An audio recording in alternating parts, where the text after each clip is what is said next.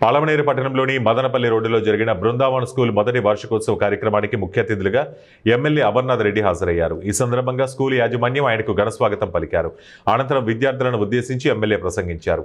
కాలానికి అనుగుణంగా విద్యారంగంలో వస్తున్న మార్పులను దృష్టిలో ఉంచుకొని పోటీ ప్రపంచంలో అవకాశాలను అందిపుచ్చుకొని విద్యార్థులు రాణించాలని సూచించారు. అనంతరం నిర్వహించిన సాంస్కృతిక కార్యక్రమాలను తిలకించి చదువుతో పాటు వివిధ అంశాలలో ప్రతిభ కనబరిచిన విద్యార్థులకు ఆయన బహుమతులు అందించారు.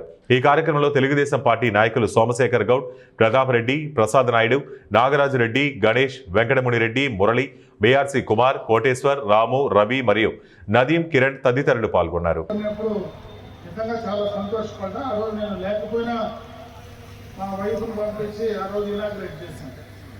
అంటే ఈ స్కూలు స్థాపించినప్పుడే వాళ్ళ ఆలోచనలు కూడా ఈ యంగర్ జనరేషన్లో ఒక మంచి ఆలోచనతోనే ఈ స్కూల్ను వాళ్ళు ప్రారంభం చేయడం జరిగింది.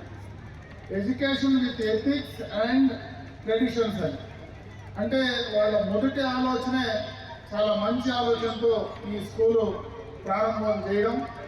అది నర్సరీ నుంచి 9వ తరగతి దాకా స్థానికంగా, ఎందుకంటే ఈరోజు కార్పొరేట్ స్కూల్స్ చాలా ఉన్నాయి. నా పక్కనే ఇంటి పక్కనే కూడా నారాయణ స్కూల్ కానీ గతంలో చాలా కార్పొరేట్ స్కూల్స్ ఇక్కడనే ఉన్నాయి.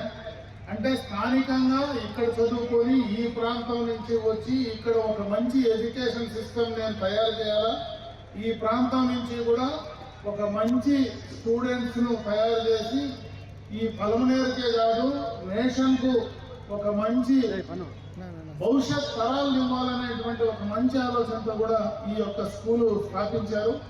ఈ స్కూలు ఇదే విధంగా ఈరోజు తల్లిదండ్రులందరూ కూడా చాలామంది ఈరోజు ఈ యొక్క ఇనాగరేషన్ సందర్భంగా ఇక్కడికి వచ్చారు. ఎందుకంటే ఈరోజు కార్పొరేట్ స్కూల్స్ అన్నీ కూడా వాళ్ళను అక్కడ ఉండేటువంటి మనము ఫీజెస్ను కొన్ని ఆఫర్ చేసే పరిస్థితిలో కూడా చాలా స్కూల్స్ లేవు. ఇది ఒక ప్రైవేట్ స్కూల్ అయినా కూడా నేను ఇప్పుడు అడిగాను, చాలా తక్కువ ఫీజెస్తోనే ఇయర్లీ దాదాపు 14-15 వేలు ఫీజెస్తో ప్రైవేట్ స్కూల్ రన్ చేస్తున్నారంటే ఈరోజు ప్రభుత్వం ఏదైతే తల్లికి వందనం దాదాపు 15,000 ఇస్తూ ఉన్నారు సంవత్సరానికి. అంటే తల్లికి వందనం ప్రభుత్వం ఇచ్చేటువంటి దాంతోనే నేను ఫీజెస్ పెట్టి చదివించేటువంటి పరిస్థితి